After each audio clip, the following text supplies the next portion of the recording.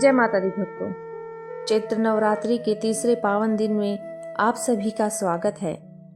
आज का दिन आदि शक्ति के तीसरे स्वरूप माँ चंद्र घंटा को समर्पित है। माँ का यह रूप वीरता, साहस और शांति का प्रतीक है। आज की इस वीडियो में हम जानेंगे कि माँ के मस्तक पर घंटा घर चंद्रमा क्यों सुशोभित है और उन्होंने कैसे देवताओं की रक्षा की। चलिए इस दिव्य कथा को विस्तार से सुनते हैं। माँ चंद्र घंटा का स्वरूप अत्यंत भव्य और शक्ति प्रदान करने वाला है। इनका वर्ण स्वर्ण के समान चमकीला है। माँ के मस्तक पर घंटे के आकार का अर्ध चंद्र विराजमान है, जिसके कारण इनका नाम चंद्र घंटा पड़ा। माँ के 10 हाथ हैं। इनमें खड़ग, बाण, त्रिशूल, धनुष और गदा जैसे अस्त्र शस्त्र सुशोभित हैं। माँ सिंह शेर पर सवार है और युद्ध के लिए सदैव तत्पर रहती है। माँ के घंटे की भयानक ध्वनि से अत्याचारी दानव और राक्षस सदैव भयभीत रहते हैं। पौराणिक कथाओं के अनुसार एक समय देवताओं और असुरों के बीच भयंकर युद्ध छिड़ गया था। असुरों का स्वामी महिषासुर था और देवताओं के राजा इंद्र थे। महिषासुर ने अपनी शक्ति के बल पर स्वर्ग पर अधिकार कर लिया और देवताओं को वहां से बाहर निकाल दिया। सभी देवता अत्यंत दुखी होकर त्रिदेवी ब्रह्मा, विष्णु और महेश के पास पहुंचे। देवताओं ने महादेव को बताया कि महिषासुर के अत्याचार बढ़ गए हैं। उसने स्वर्ग लोक पर कब्जा कर लिया। देवताओं की व्यथा सुनकर त्रिदेव अत्यंत क्रोधित हो उठे।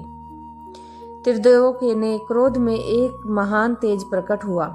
यह तेज 10 दिशाओं में फैल गया। अंत में एक नारी शक्ति का रूप ले लिया।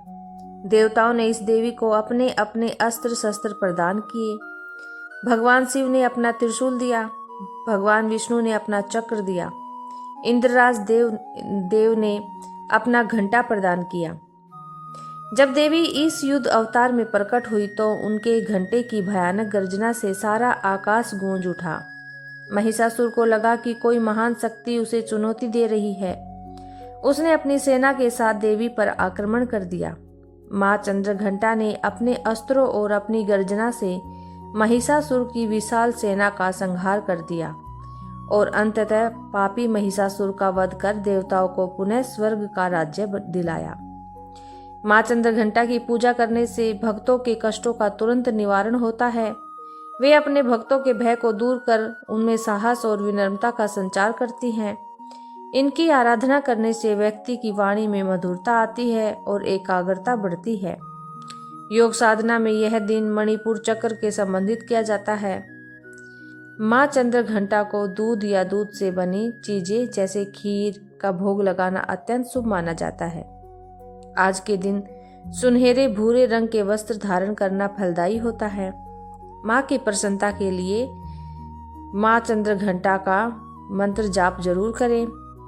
भक्तों, माँ चंद्र घंटा की यह कथा हमें बुराई पर अच्छाई की जीत और साहस का संदेश देती है।